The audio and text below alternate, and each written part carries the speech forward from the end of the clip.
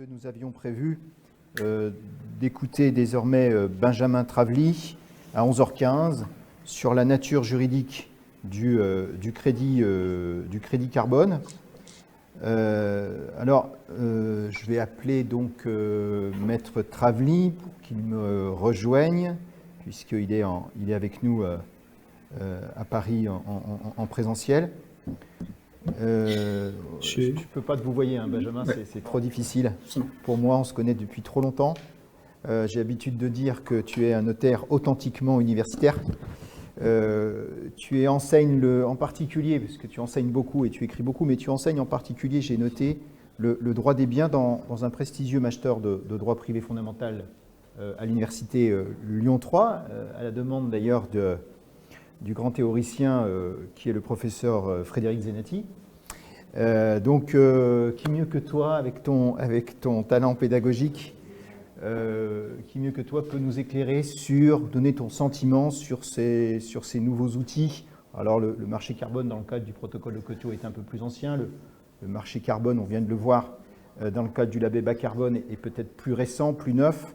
Donc on a besoin évidemment d'apprécier en tant que juriste, c'est la première générale question qu'on se pose, quelle est la nature juridique de ce qui nous est présenté, et peut-être que ça n'a pas été rédigé nécessairement par des juristes, mais on sait tous, en tout cas nous juristes, que de la nature juridique des choses ou d'un droit dépend son régime juridique. Donc on ne peut pas passer sous silence, là encore, cette question fondamentale. Je te laisse la parole. Écoute, merci beaucoup Hubert. Effectivement, je suis très heureux d'être parmi vous. Et effectivement, il va falloir que l'on discute de la nature juridique du crédit carbone. Alors, je me permettrai de commencer un peu différemment par quelques références ou une référence musicale en particulier.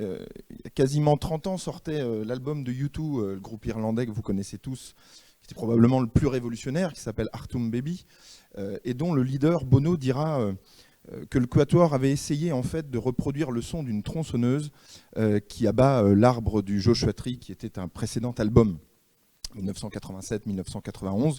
Et ce virage musical, je crois, illustre à merveille la capacité de l'homme à se renouveler, à se réinventer, à travers notamment de nouveaux outils, grâce au ressort d'instruments innovants. Alors, s'il y a 20 000 ans, le propulseur a pu constituer une révolution technologique, les 20e et 21e siècles n'ont pas laissé leur part et les innovations sont permanentes. Et effectivement, comme tu le soulignais Hubert, le droit n'y fait pas exception, bien au contraire. L'homme n'a eu de cesse de construire de nouveaux outils juridiques, de formuler de nouveaux schémas, d'établir, de faire de nouvelles innovations. Et finalement, on se pose à chaque fois la question de savoir si ces innovations, ces nouveaux schémas peuvent constituer des biens. Parce que c'est une autre caractéristique de l'homme, c'est presque une fonction ontologique de l'homme, que de créer des biens et de peupler tout son environnement, tout ce qui l'environne, comme si on définissait l'être par l'avoir quelque part, mais de peupler son environnement de nouveaux biens. Alors disons-le tout de suite, quand on parle de biens, le terme est polysémique, mais sous l'angle juridique, le mot bien vient du latin bona, et en droit romain, bona désignait tout ce qui appartient à une personne qui est dans son patrimoine.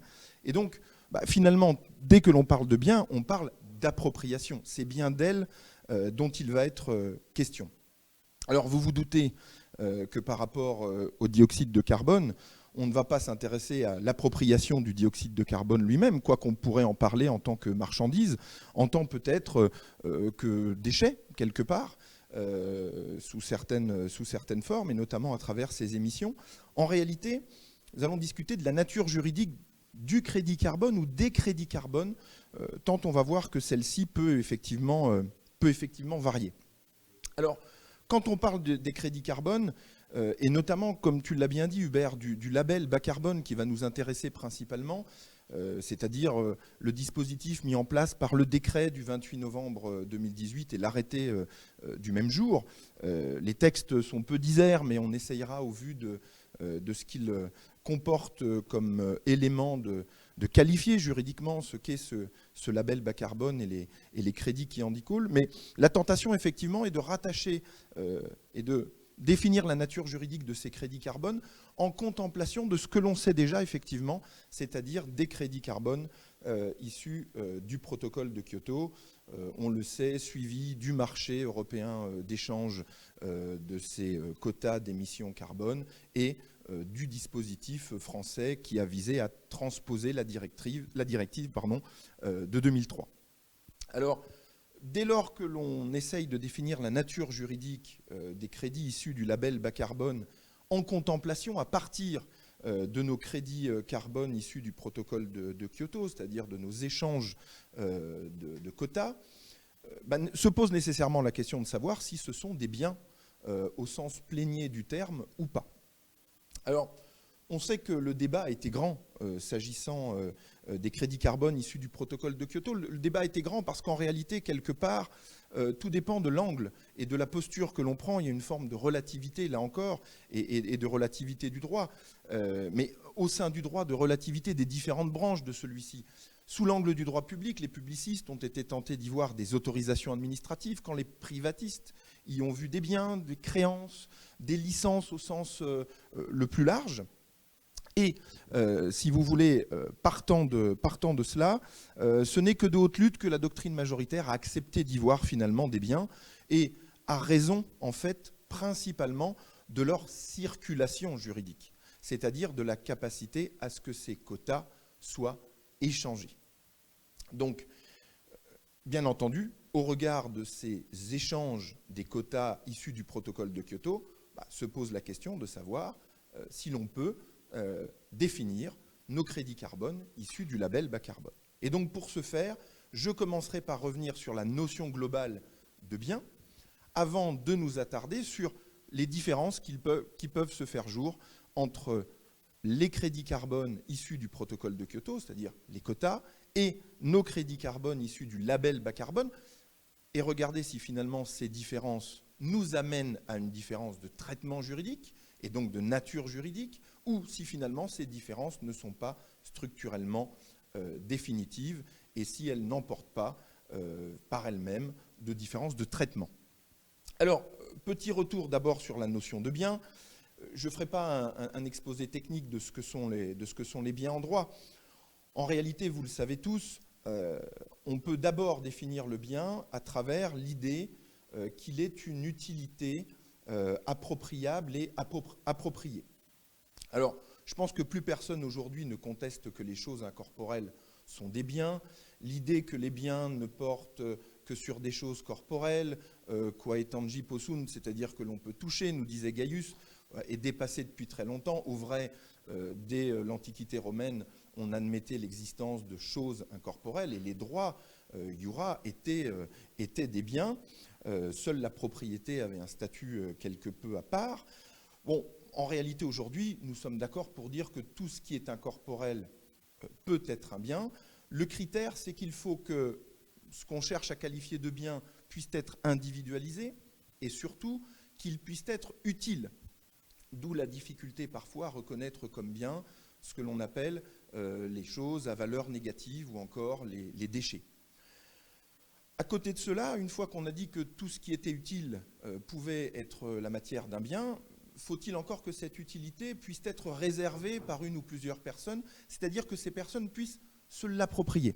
En ce sens, il ne fait pas de doute, par exemple, que les quotas carbone du protocole de Kyoto, issus du protocole de Kyoto, Maître Martinet est bien revenu sur l'évolution, il n'est pas douteux que ces quotas, par exemple, forment des biens.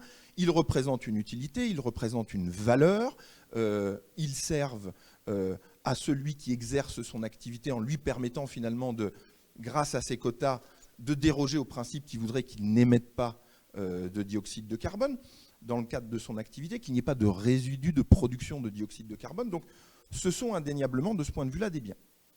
Toutefois, il ne faut pas oublier que se fait jour une deuxième tendance en droit des biens, et vous allez comprendre où je veux en venir. Cette deuxième tendance du droit des biens, c'est finalement de définir non seulement le bien à travers l'idée d'utilité réservée, appropriable, mais de dire que l'appropriation suppose la possibilité d'une circulation juridique. Et que cette circulation juridique, autrement dit le droit de disposer de la chose, et consubstantielle de la notion de bien. Donc finalement, on a deux aspects. On va avoir un premier aspect qui va consister à considérer le bien comme la chose utile et comme une utilité appropriée par certains. Merci.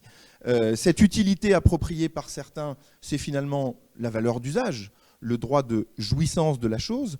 Et puis d'autres vont nous dire que finalement, au contraire, ce droit de jouissance n'est pas suffisant et qu'en réalité, c'est le droit de disposer, la faculté de faire circuler la chose en question ou le droit en question qui peut lui faire accéder au rang de bien.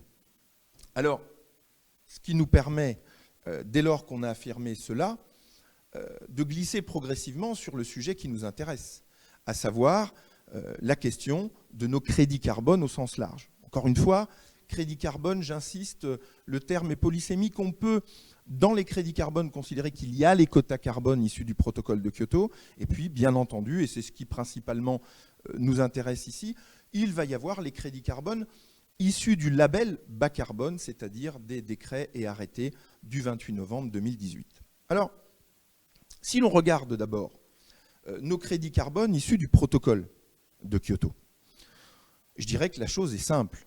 Tant le protocole de Kyoto que la directive, que le code de l'environnement lui-même nous indiquent que ces quotas sont transmissibles, qu'ils sont objets de propriété, le terme de propriété est lui-même employé, et qu'ils sont transférables et cessibles. Alors certes, les conditions de transférabilité, les conditions de cessibilité sont organisées dans le cadre d'un marché, puisque vous vous en doutez, c'est la technique du marché qui en fait ici a été choisie, c'est-à-dire finalement une technique d'échange économique entre des agents économiques. Alors peut-être agents économiques qu'on aura filtrés, qu'on aura définis. C'est le cas du protocole de Kyoto, qui encadre finalement ceux qui vont accéder à ce marché et qui peuvent y accéder. Mais peu importe que la cessibilité, la transférabilité soit finalement encadrée, qu'elle soit limitée, en réalité elle demeure.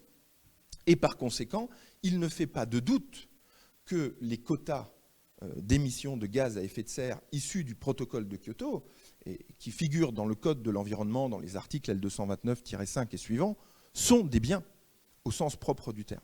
Alors, bien sûr, les publicistes me diront qu'ils sont un procédé de police administrative, c'est vrai. Des autorisations administratives, c'est vrai aussi. Mais ce critère, cette qualification, n'emporte pas déqualification de la notion de bien. Il reste des biens, certes des biens d'une nature particulière, peut-être qu'on les considérera comme des biens, alors d'abord fongibles, bien entendu, il n'y a rien de plus ressemblant qu'un quota carbone avec un autre quota carbone, peut-être aussi consomptibles, ou du moins qui se détériorent inéluctablement par l'usage, tant finalement ces crédits carbone-là doivent être utilisés dans l'année civile, puis peuvent être cédés pour cette année civile considérée. Mais le critère de bien demeure. Ce n'est pas parce qu'une chose se consomme par le premier usage qu'elle n'est pas une chose, bien au contraire. On sait même que l'usufruit peut porter sur une chose consomptible, c'est l'article 587 du Code civil. Donc on n'a pas de difficulté. Et d'ailleurs, quand il s'agit de les qualifier, la loi elle-même parle de meubles. C'est-à-dire que la loi elle-même choisit cette qualification de bien. Nous pourrions ajouter qu'ils sont des meubles par détermination de la loi, au sens de l'article 529 du Code civil, et que ces meubles sont incorporels. Effectivement, ils sont inscrits en compte. On retrouve ici dans la figure de l'inscription en compte l'idée de dématérialisation que vous retrouvez par exemple en matière d'actions et de cotation boursière, qui suppose une dématérialisation préalable des titres par leur biais de leur inscription en compte. Une fois qu'on a qualifié ces quotas de gaz à effet de serre de meubles incorporels par détermination de la loi, je parle bien de ceux issus du protocole de Kyoto, il nous faut regarder du côté du décret du 28 novembre 2018, et plus que du décret d'ailleurs, de l'arrêté du 28 novembre 2018. Toujours est-il ici que le bât blesse.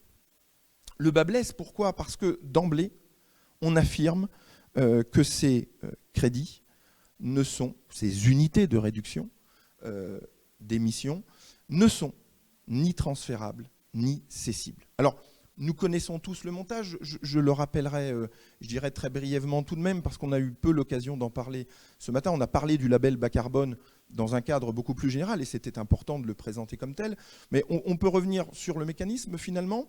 Un porteur de projet, prenons un agriculteur, qui va souhaiter réduire ses émissions additionnelles par rapport à une situation de référence, va décider finalement de mettre en œuvre un projet.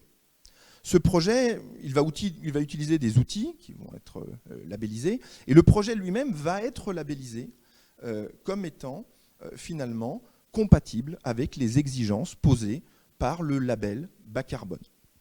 Et puis l'originalité du système, c'est que ce porteur de projet, alors il peut s'agir d'une personne physique, il peut s'agir d'une personne morale, nous pouvons avoir également des projets collectifs, à travers notamment la désignation d'un mandataire. On retrouve bien ici la technique du mandat que connaissent bien les civilistes.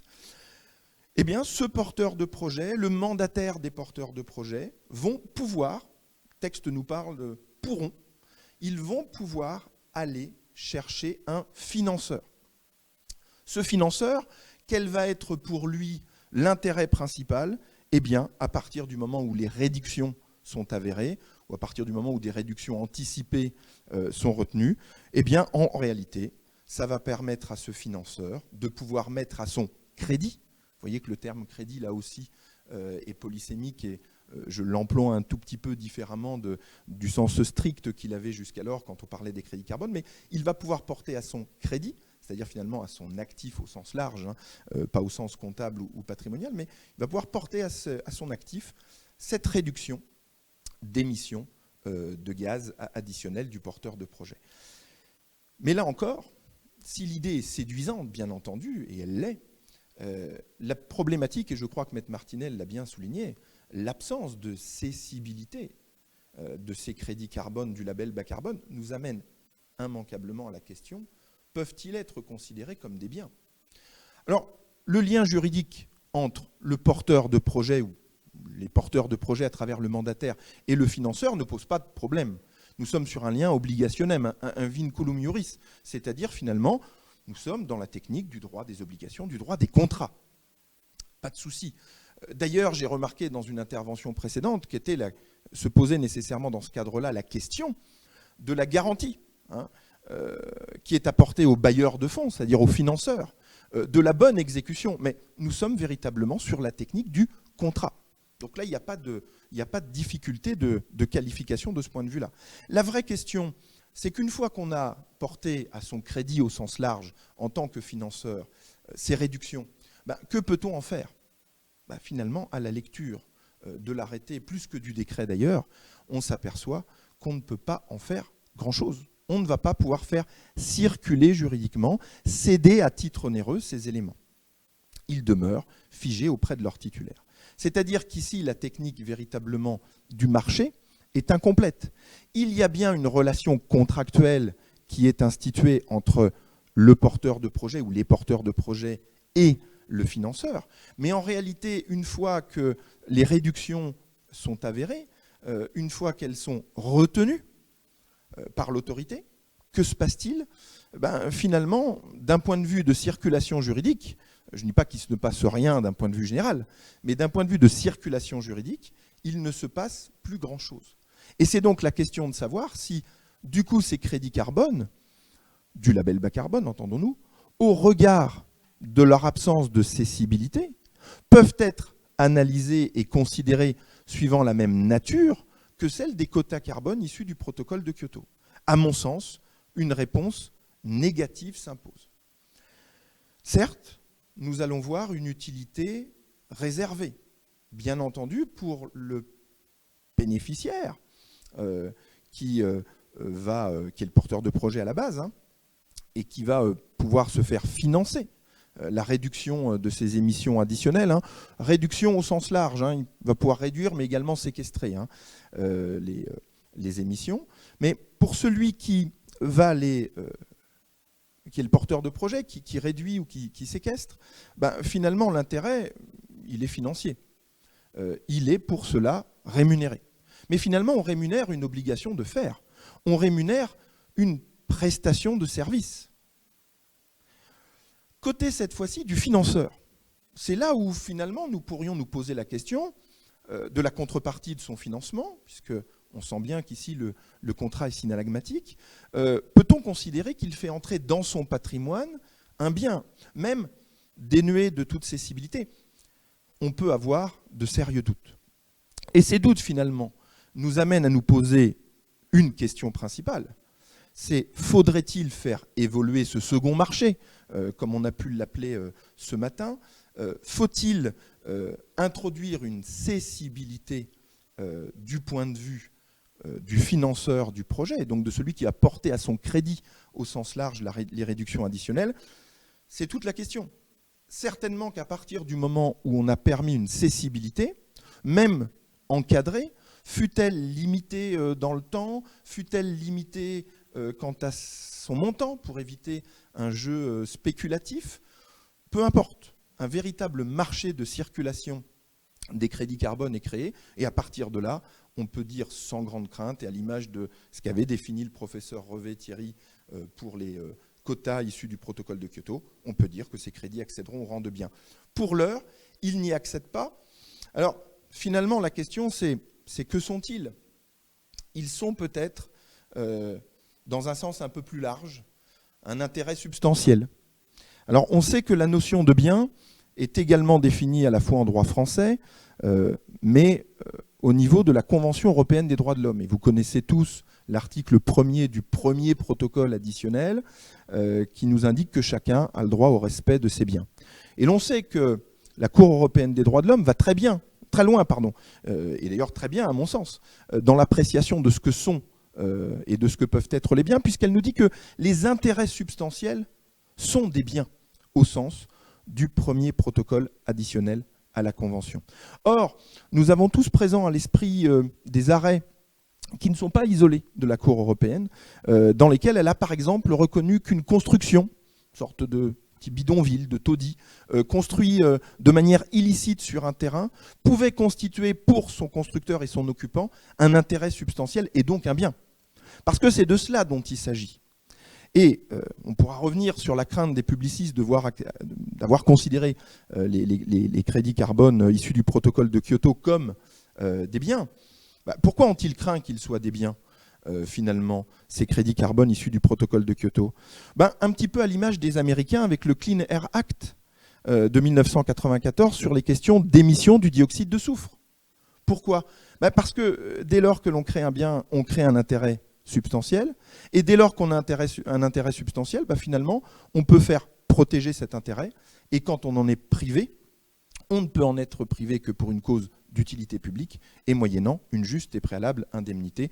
Je vous reprends cette fois-ci non plus la jurisprudence de la Cour européenne des droits de l'homme, mais en réalité notre bloc de constitutionnalité et les articles 2 et particulièrement 17 de la Déclaration des droits de l'homme et du citoyen.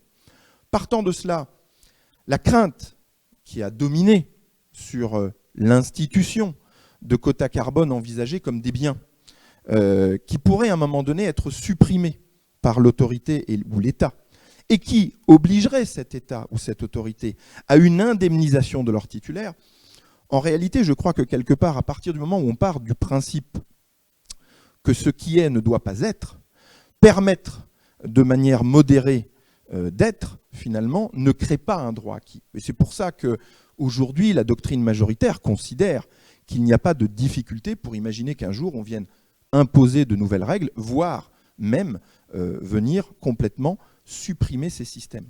Alors, faut-il le craindre, finalement, pour le label bas carbone? À mon sens, la crainte ne saurait exister. Bien entendu qu'il ne faut pas livrer aux appétits du marché cette circulation éventuelle qui serait en devenir des crédits bas carbone et qui, encore une fois, impose une intervention réglementaire puisqu'il faudrait modifier l'arrêté et le décret pour lequel l'arrêté a été pris. Mais finalement, la circulation et l'accession au rang de biens peut-être permettrait une certaine fluidité. J'ai d'ailleurs remarqué que finalement le bilan, à écouter Maître Martinet, était plutôt positif sur le système des quotas issus du protocole de Kyoto. Finalement, faut-il craindre l'avenir? Je ne le crois pas.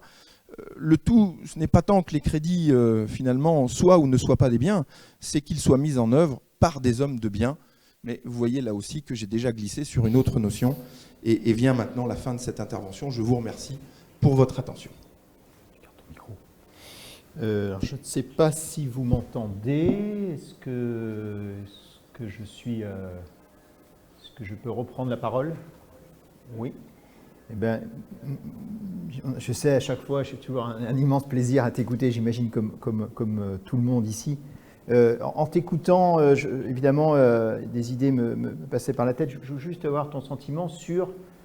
tu évoquais l'idée qu'en fond, la créance est considérée désormais sans difficulté, parce qu'elle est monétisable, en tout cas, comme un bien, parce qu'elle a une valeur patrimoniale. Et tu évoquais la question de l'accessibilité comme critère. Tu t'es beaucoup placé du côté du financeur. Si on se place un instant du côté du porteur du projet, tu évoquais l'idée d'un contrat synagmatique. Il est à la fois débiteur d'une prestation et titulaire d'une créance. Si on raisonne, je crois on va en parler avec Anna-Maria Icheva dans quelques minutes, qui va évoquer le contrat de séquestration carbone et pourra nous donner également son point de vue.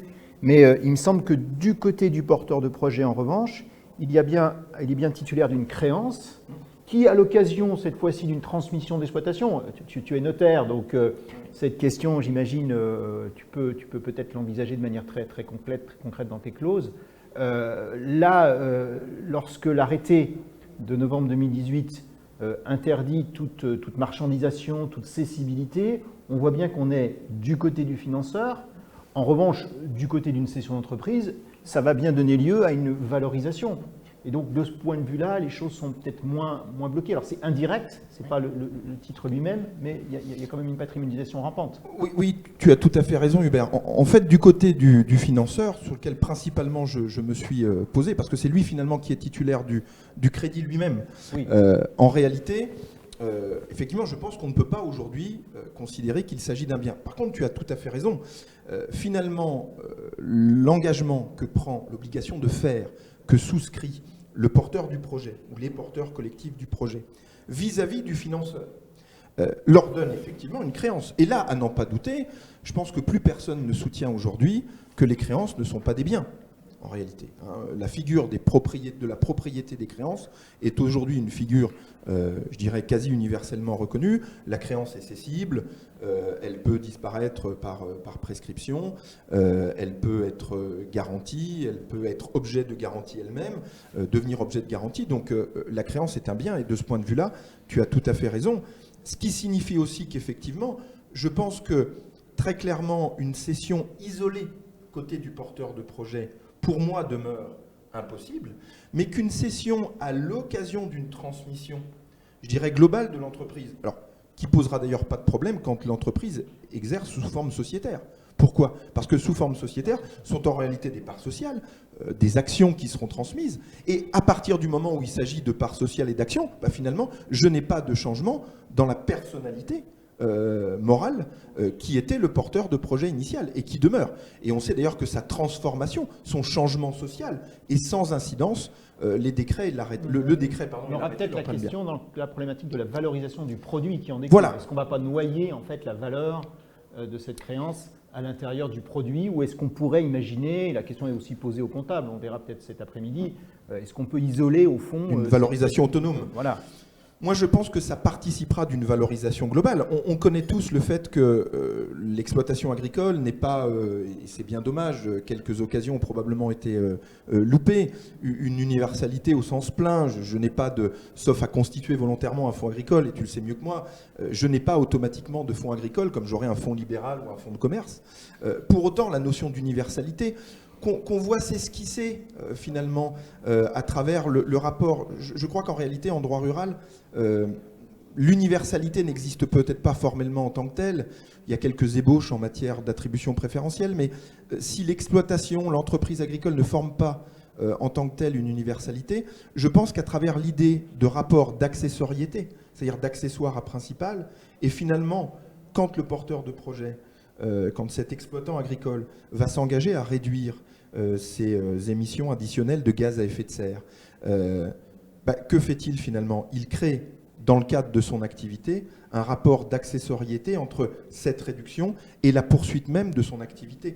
Et finalement, indirectement, à travers du rapport de principal à accessoire, renaît une pseudo-universalité qui effectivement laisserait entendre qu'elle peut être, qu'il peut y avoir une cession à cette occasion-là du côté du porteur de projet. Effectivement. On va devoir arrêter parce que l'heure tourne. C'est vrai que je me demande si la question ne se posera pas dans toute sa nudité juridique et économique lors de la cessation de l'activité. On part sur un contrat de 5 ans, on ne transmet pas, donc on ne peut pas noyer cette valeur dans une reprise globale. Lors de la cessation d'activité, qu'est-ce qui est dû, quoi. Ouais, la question se posera.